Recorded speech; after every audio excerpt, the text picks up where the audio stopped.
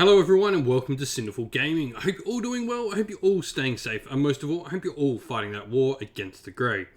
Today's video, we're going to talk start collecting Warhammer Age of Sigmar, and in particular, we're going to take a look at the Idoneth Deepkin start collecting box and how you can use it to start off your Idoneth Deepkin force with the brand new Idoneth Deepkin Battletome. In this video, we'll first talk about all the things we get inside the box and what we can use them for, then we'll look at some units we can use to add onto our force later, and finally finish off with a little sample army list at the end of the video for you to get an idea of how to build an Idoneth Deepkin list using this start collecting box as a startup point for your force, and use either our list if that's what you want to do, or use it as some inspiration to make your own decisions. So with that said, let's take a look at what exactly we get inside this box set. And first of all, our character that we're going to get in here is the cool little anglerfish style character with his cool little razorfin friend down there, and that is the Isharan Soul Render. Now he's one of the many character options we have available to us in the Idoneth Deepkin, and he is particularly good at keeping our Thralls and the Mighty Reavers alive. He's got a movement of 6 with 5 wounds, a 4-up save, and a nice built-in 5-up ward, which is really cool. And he can return D3 Namati unit models to a Namati unit while he's near them. So this is pretty cool. It allows him just to start bringing back some of your Namati. He sort of captures the souls and puts them back in the body. He's also got a cool ability where once per battle at the end of the combat phase, you can pick one unit with wounds characteristic of 7 or less with no mount and roll 2d6. If the roll is greater than that model's wounds characteristic, it's slain, which is pretty cool. So he can sort of like one sort of picks out a big giant hook and just sort of takes someone's head off. A really nice little cool rule to have in there if he's backing up your Namati lines. Maybe a time when you really need to get rid of something like a support hero, or that one last ogre or something like that in your unit you're trying to get rid of. A pretty cool rule because it does go off at the end of the combat phase. Now, looking into our units, we've got Namati Thralls in here.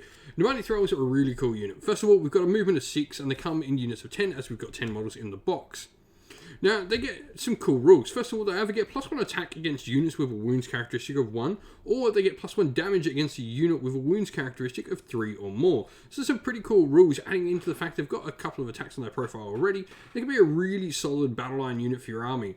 Now, they have a 5+ save and a bravery of 7, so they're not the most survivable of units, but backed up with some of the other pieces in this box set and other units available to the army, things like that Soul Render, they can be a decent, solid battle line unit for your force. Lastly for this, we've got the Achelians. Now, the Achelian Guard come in 2 different varieties, and it's actually a box set where you can build either one of the 2 options available to you with the Achelian Guard. So the first one you have access to is the Ishlayan Guard. These are commonly referred to as defensive eels. Now, these are the ones with the swords, not the spears that you see pictured here. Now, they've got 4 wounds apiece, 4-up save. Now, the big thing on the Ishlayan Guard is they ignore modifiers to save. They're pretty much like Nighthorn or Ghosts. They don't take any modifiers to their save characteristic. However, they have a 3+ save characteristic on any turn they charge. So they could be a 3 or 4+, ignoring all modifiers, which is really useful with the amount of high-end armies that are coming into the game. This is a really good piece. You're putting them alongside something like your Mighty Thralls, which are a little bit of a glass cannon. This can really just be a good unit to hold the line with. The other option you have to build them is the much more offensive eels, as they're commonly known, and that is the Morsar Guard. Morsar Guard, once again, have 4 wounds and a 4+ save, but they get their spears, which add 2 to their rend and 2 to the damage on the charge, so they can be really devastating. Also, once per battle, after this unit is charged, you roll a dice for each model in the unit, so generally you're going to want to use it on your first charge. If the roll of the dice is a 6+, you do D3 mortal wounds, or on a 4+, it's just 1 mortal wound. You add +1 to this roll, so if this unit has less than the unit and then it's attacking worth of models. So you've got some pretty cool rules there to sort of help you get some extra damage out of these units. But where do we go to next? And I think a great place to start is probably one of the coolest models inside the entirety of the Idoneth Deepkin range, and that is Lotan, Warden of the Soul Ledgers. This is one of the couple of named character options you've got available to the Idoneth Deepkin. Now, 5 wounds, 4-up save, and a built-in 5-up ward is really solid. His big ability is going to give is +1 a wound for Idoneth Deepkin units that are wholly within 12-inch while they're in melee. So this is really just going to boost those Thralls up, enabling them to wound on 2s. You can potentially get Thralls down to 2s and 2s. This is just solid stuff. He's also got a cool ability where once per battle, at the start of the hero phase, he can pick a unit within range of his ability, which is 12 inch, and they can be affected by the ritual from the Isharan table, meaning they're going to get the bonus effect on top of whatever bonus effect they potentially are getting or other tied effect. So this is just really, really cool. He's got some really good versatility and a really cool model to add to your force in just his aesthetic.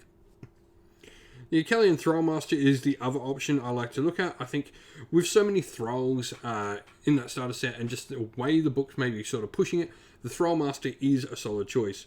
He's got a cool ability where he effectively picks one of the multitude of different abilities to give to Thralls near, which can be a mix of either reroll hit rolls of 1 exploding 6s or -1 to be wounded. All of these are really great, and the -1 to be wounded is a massive ability. Minuses to wound and bonuses to wound are so hard to come by, and it's a big reason I like Lotan and the Thrallmaster. Looking at our other Namadi unit next though, I really do like the Namadi Reavers. I think they're a really useful unit we can have available to the army. Movement of 8 is great for a foot troop with 10 models in the unit as well.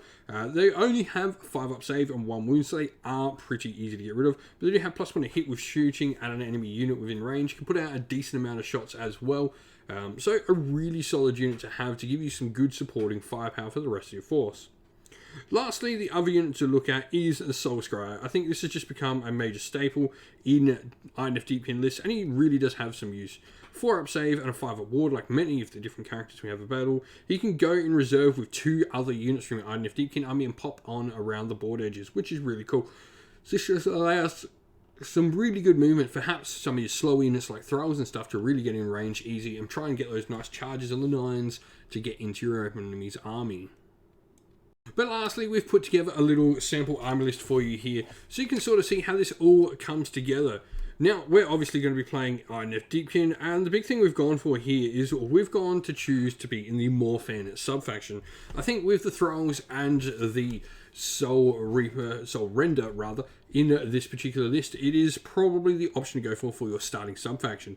What this does is it gives the lure light on your Soul Render, who brings back models. That's the ability that brings back models from him. It allows him to add +3 to that. So he's going to add 3 + D3 Thralls back to your units. And so he's going to be our general. Now he's going to have Lord of the Sea and Storm, which is battle shock immunity for friendly IDK units or Idoneth Deepkin units wholly within 12 inch of him, which is just nice and solid. He's then going to have the artifact, the Armor of the Sathai, which is 6 to hit the bearer, ignore any effects. So mortal wounds on 6s and all that sort of stuff from shooting do not affect him, which really just helps keep our Thrallmaster alive. Another reason I really like our Thrallmaster as our general is he becomes Akkalian. This means that our Akkalian Guard become battle line as well, meaning we're going to have all our units in our army as battle line, which is really going to help with the grand strategy of hold the line. We've then got our Soul Render in there as well. This is just going to be a cool little combo between the two. I mean, you definitely could have that Soul Render. I just don't think he's got as good a defensive artifacts as the Thrallmaster, so I think you can defend the Thrallmaster really well, so that's why I put him as the leader for the force. But other than that, Battleline units, 20 Nomadic Thralls is our big unit, which is probably where our Soul Render is going to stick, and our Thrallmaster is going to sort of juggle between the 10 unit of Thralls we've got and the 20. We then have 10 Namadi Reavers for a good little shooting unit for some nice support where we need it, and then 3 Akkalian-ish Land Guard gone for the defensive eels for a good hold the ground unit, and also a fast unit as well. So this unit can zip up the board, hold something of our opponent's army in place potentially, and allow our Thralls to sort of do what they need to do across the board. The whole army is wrapped up inside a battle regiment or 985 points, meaning we're 15 points down, and this means we have the potential to get the triumph, and so we've chosen Inspired for +1 to wound. Because we've not got Lotan in this army, if you sort of put Lotan in this army, you maybe could go with a rerollable charge, I guess, but with no Lotan, we can get Inspired for +1 to wound. I think that's the way to go. 62 wounds at 1,000 points is decent. It's nothing to write home about, but it's a solid a little bit. We've got 1 of our 2 reinforced units, no allies, and as mentioned, we are a 1-drop army. So this is a solid little Idoneth Deepkin force to get you started getting into this new army as the new book and the new army comes out. Well, that's the end of the video. Thank you all for watching. Please don't forget to leave a like and subscribe. And if you enjoyed this video, let us know down in the comments below what you enjoyed about it. If you'd like to come chat more with me and other members of our little fine community here at Sinful Gaming, you can do so by joining our Discord server, which is linked down in the video's description. And lastly, if you'd like to help support the channel financially, you can do so by joining either our Patreon or YouTube members. Our YouTube members will get access to some cool little emojis you can use during live streams, and also to comment on some of our posts and on our videos with, and you'll get your name with a special little icon on it as well on YouTube. Our Patreons and YouTube members will also get a name up in a special colour in our Discord server as well. And finally, you'll get a shout out from us as well on Patreon or YouTube members at the end of every video that you have helped support. Thank you to our Patreons: Christian Weir, James Soren, Greenskins Gaming, AJC, Kenny Lyle, Outer and Shop First, Andrew Bowen, Nathan Fee, The Rising Ape, Cure Dynamic, Angu, Anthony B, Anton Nilsson, JJ Austrian, Average Wargamer, Domir, Mark Harvey, and James Cater. And a special thanks to our YouTube members: Green Roots Gaming, Kenton Young, Chris Wallace, Ronya, Vinny, Lock Lorick, The Johnny84, David Ellsworth, Revenar, Wolfric Nick, Broken Shelf, Adriana Edwards, and Sean Scott. And a special thanks to, first of all, Lady Witchfox Art, who does all the amazing artwork you can see pictured here for the channel, and to Xmorphic, who does all the amazing background work for the channel. And that's it from us today. Please don't forget to leave a like, subscribe, and comment down on the video below. Stay safe, everyone, stay well, and most of all, keep fighting that war against the Grey. Ciao for now.